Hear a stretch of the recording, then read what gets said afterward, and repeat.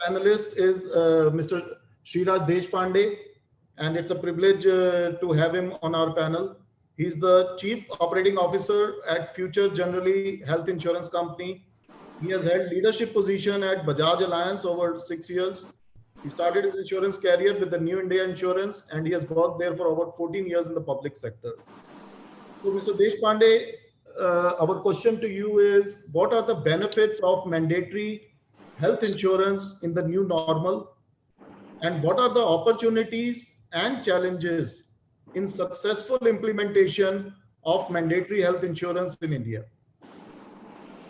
Thank you, Gaurav. And it was very nice hearing all the preceding speakers.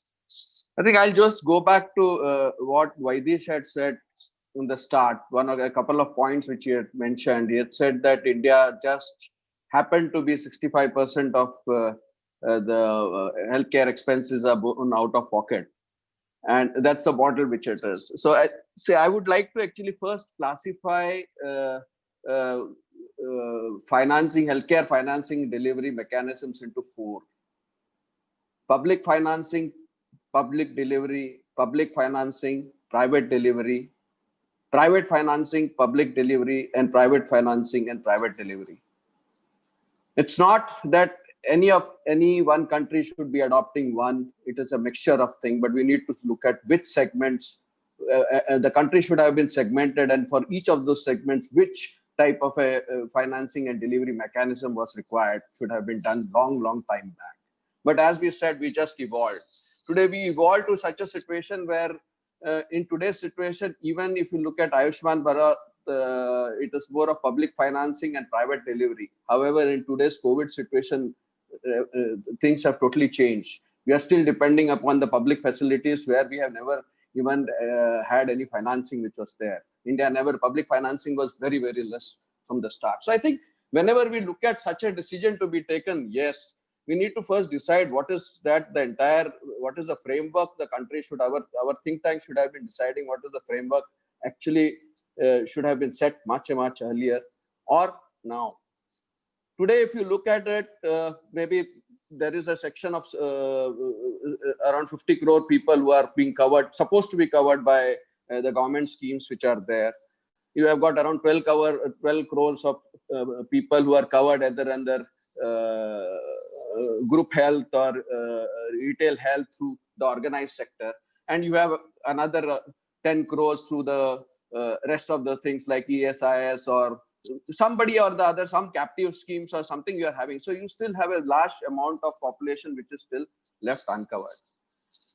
Now, the point which always comes is that how do you get this? It's not, even when we try looking at, if you look at while third-party insurance in motor vehicle is a compulsory insurance, you will still find that a majority of two-wheelers are uninsured even for third party in the rural areas, except for the cities. A large amount of even private vehicles which are older than 5 years or so are uninsured in many parts of the country. So maybe making mandatory, yes, one.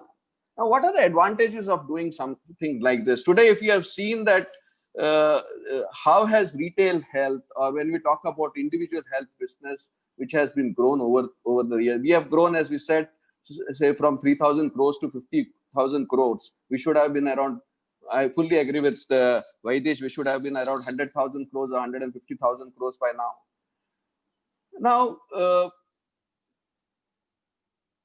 the way the retail health, in the way the insurance industry has evolved, if you could see, there is at one particular way, the insurance companies have been, maybe a lot of industry bodies, insurance companies, stakeholders have come together and gotten a lot of uniformity, standardization in terms of health insurance as such throughout. Over the period of last 10 years, if you see, whether it is FICCI or CII or the regulatory committees, etc., you got some sort of. However, the same type of uniformity never has come in the healthcare sector across the country. You have a totally different healthcare sector within the country, within the state, within the city, or else even within the same hospital. So there is a lot of differences which are there. So that has not happened. Now, if you look at how do you get this uniformity if you want healthcare and even health insurance to grow throughout the country? If you really wanted to go at a pace much faster than what we are today, how do we go to that? You have to get in some sort of a uniformity across. So what did Ayushman Bharat do actually? In spite of healthcare sector being different in different parts of the country, it is a state subject. It has always been a big problem that health is fundamentally a state subject, and there has always been what comes into the ambit of central and what comes into the state. But with this particular type of a scheme, what happened was some sort of a uniformity has at least been set across the providers or across the scheme throughout the country. So you are able to do something. Now it's another part that are we successful, or are again people went by an insurance route. There are some states who opted out of the insurance route and had section 60, section 25 those companies, and they started doing it. But one thing which really came into picture was that, okay, there are certain standard protocols which have been set in. There are certain which as otherwise none of the governments or none of the states have been able to set in. Second part comes in is that if you look at, there was another thing. When we are just talking with insurance as of today, we are just talking about addressing the 35% of healthcare expenses which are there. We still have 60% of healthcare expenses which are out-of-pocket expenses on OPD expenses, which most of the insurance policies do not cover in India. Today it's on. Now, how do you address? Okay, let's look at addressing that slightly later.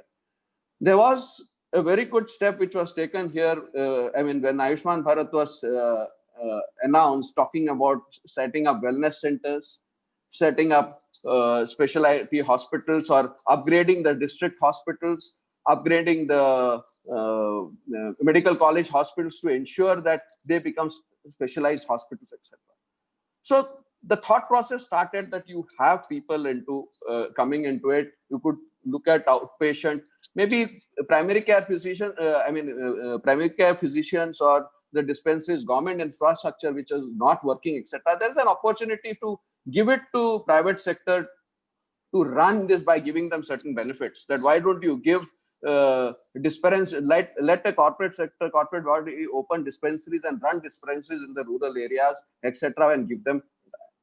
Now, when one of the major reasons when you say that why individual health insurance has problems in going, or where even there is a trust problem, there is a problem when, okay, I never knew this policy covered this or not. Today, we are actually having some sort of a situation where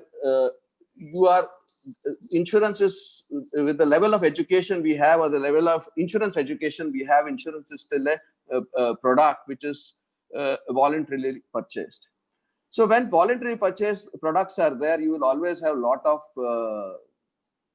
exclusions. You will have some amount of waiting period, some amount of exclusion. So insurance companies would have to devise every insurer would have to devise their products to ensure that he is able to actually, make the entire business model sustainable depending upon the policy. Now, health is such a subject that the person buys the policy, he doesn't go through the contract, but at the time of a claim, if he doesn't understand or if it is not payable amount, something happens.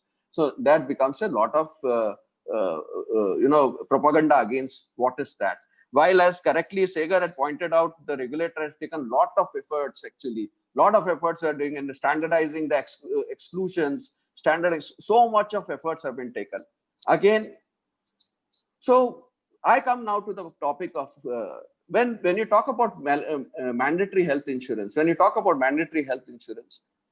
yes, I have a very strong feeling that yes, we need to look at somehow to bring the entire population into a part of health insurance. Today, we should not be spending more on trying to actually, spending more in a different manner to propagate health insurance, to get people, make it mandatory for people to get it. you will also see the increase in the trust factor or the belief of people to get into health insurance on their own. And this would actually help people because the policies would get much more liberalized. The products would be much more easier for people. When everybody starts opting for it, you would have a there is a lot of difference between a voluntarily purchased and a compulsory type of an insurance products. So even countries which have compulsory, where they say there is a national health scheme, but in addition to that, either you can have a private health insurance which can supplement, complement, or in lieu of a private health insurance, you can stay out of a government scheme. So what happens with this is that the numbers which insurance companies look at would start increasing. The way of actually managing the products or managing the type of construct of the products also would become much more much more delightful or much more acceptable to the customers who are, and will be much more easy to understand. So thanks.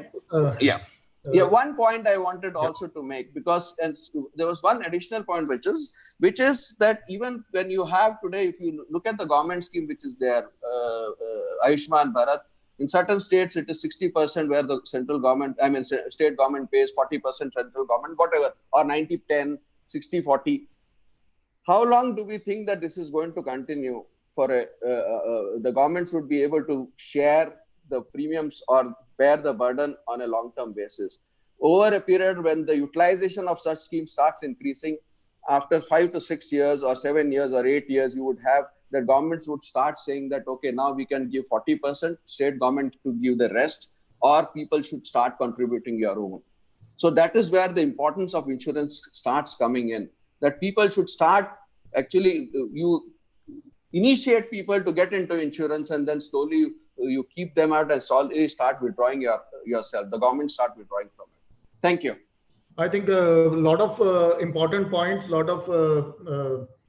one particular point I think about the primary healthcare. I think strengthening our primary healthcare is critical, and particularly we are seeing in this pandemic, in this crisis, because of our poor public infrastructure, and we have not invested much as a percentage of GDP over the years, and we can clearly see the kind of challenges that we are facing. The states which have spent, we can clearly see the difference, and the states which have always neglected the primary healthcare or the public health infrastructure, we can see the gaps. And about the policies, I think a lot of people, when we see this mistrust, and particularly the issues in media, I think your point is valid, that when a person is actually taking an insurance, he's actually signing the documents rather than understanding the whole policy that he's taking. And I think there is some kind of gap there itself where we can work more and make sure that people can understand the policies better. And a lot of work needs to be done, but I think we are on the right path and can move forward. Thanks a lot, Mr. Sriraj, for your valuable points.